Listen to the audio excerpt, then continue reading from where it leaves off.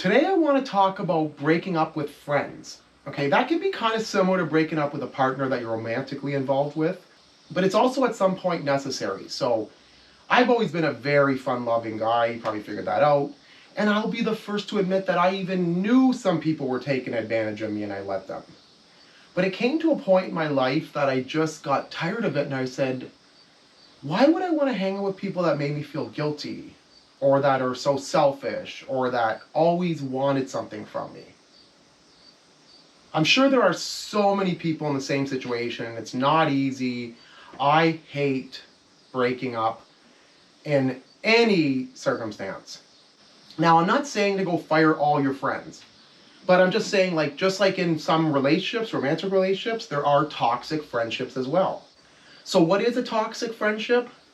I think it's when they have their own agenda and you never win. And don't get me wrong, these people can be very fun, you enjoy hanging out with them, but to a certain point, they could even get mad at you if you're not following what they want. And I'm pretty easygoing, I don't really care, I'll go with the flow, but it gets old some points. So what could they do?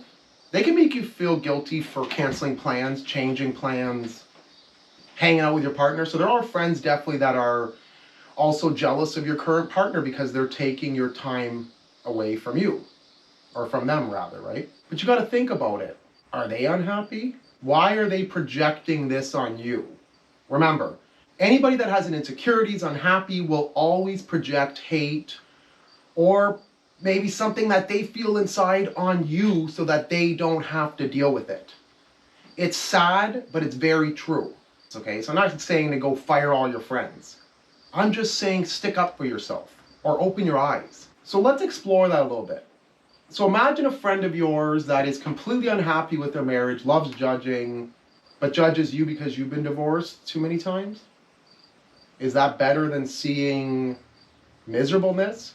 For your kids to see miserableness? Now, again, I wish I was still married, from the first time. I still do believe in marriage, and I know I make fun, but truly it hurts me, and that's the truth. But I have a big spirit, heavy shoulders, and I know I can take it, and why not make people laugh?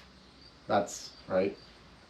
But think about it. If you're unhappy at home, if you're unhappy in your marriage relationship, let's say you spend 50%, 60% at home, so you're going to keep accepting being miserable that much of the time. So that gets to you, and that's why people project. They're looking for an escape. Some people used to use me as the clown, right? Because, I can be funny. And, I am fun to hang out with, and I get that, and I appreciate it. It's just, it comes to a point when you need to live for you a little bit more. Not be selfish, but live for you and your family a little bit more. I've let go of maybe 5, 6 people over the past years, 4 or 5 years. And every single one of them, some were family, some friends, long-term friends, whatever. They were all good people. They're just not good for me. It comes to a point when someone doesn't want to deal with their own internal demons, you need to also be able to let go. Because guess what? It is not your job to hold all their weight. And I understand that, and I've tried to do it. It just doesn't work. If someone doesn't want to help themselves, you will never be able to help them, and they will never find peace. Because until you can deal with what's inside or what's bugging you, no one else will be able to help you, and that is the truth. And as I keep saying, it starts with you. So if we put this mushroom down, it's staying pretty strong, right? But let's say this is your foundation, and let's say this flips upside down. Is that going to hold? It's not. So until the person or you makes their foundation more solid, nothing's ever going to work. You're always going to have a little bit of hurt, a little bit of insecurity. Now, don't get me wrong. Everybody has insecurity. I have insecurity. I fight every single day to smile. But I think it's now become even a norm for me.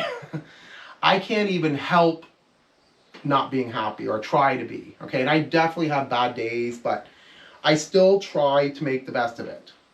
Okay, now remember, friends are always supposed to be fun. Now, I have some really good buddies. For example, the top mind is Matt and Steph. If we don't see each other for a month, it's fine. We all have lives. We all have kids. We all have jobs. We all have shit going on. That's what I call an awesome friend. And all the friends that I've let go, I still love. That's for sure. And it's not easy. Be more aware and make sure you stick up for yourself.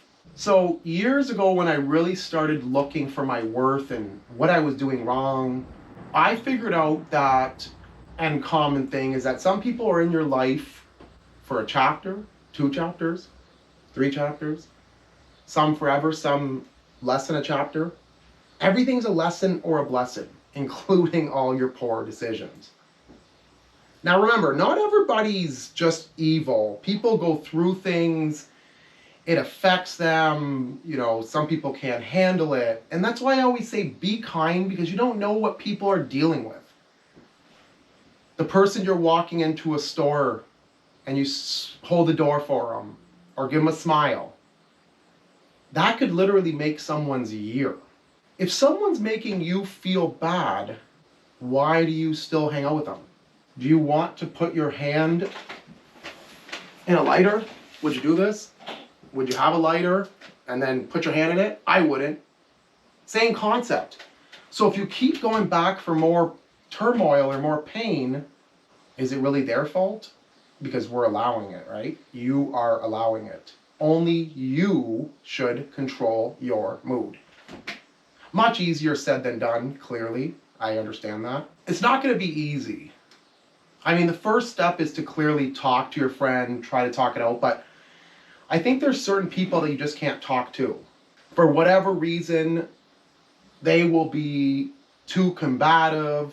They won't be able to admit anything. And I think to a certain point that it gets old and you don't want to deal. And that's why I think on top of friendship as well as romantic partnerships break down, because people just have an insecurity and they don't want to talk about it. They don't want to face it. And I hate to say it, but we're a throwaway society. So everybody just throws everything away. There's no fight, it seems like, for a lot of people. Understand, for me, I'd never tell you to lose a friend, get rid of a friend. Try first, okay? Try to fix whatever the issue is. But at a certain point, you also have to let go, because you're holding on to good memories, and I completely understand that. And I'm guilty for it too. But why would you want to hang out with someone again that doesn't make you feel good? I get there's a past, but there's also future. Future you is more important than the past. We don't live in the past. Remember, there's only 2 days you can't control. Yesterday and tomorrow. So why aren't you worrying about today? That's what I ask so many. Don't worry about what happened yesterday. Don't worry about what's going to happen potentially in a week, because all that time is a waste. Be forewarned. Getting rid of a friend, I hate saying that, it sounds terrible, but you have to get rid of some people in your life to keep your mental stability there, like the good for you.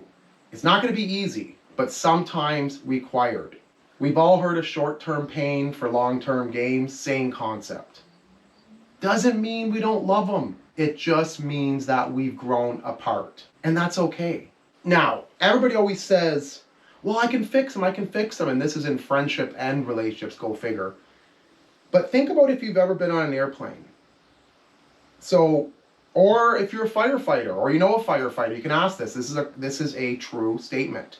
So on an airplane, if there's ever a deep pressure issue or some issue, there's these masks that drop down, okay? And you're gonna put them over your face.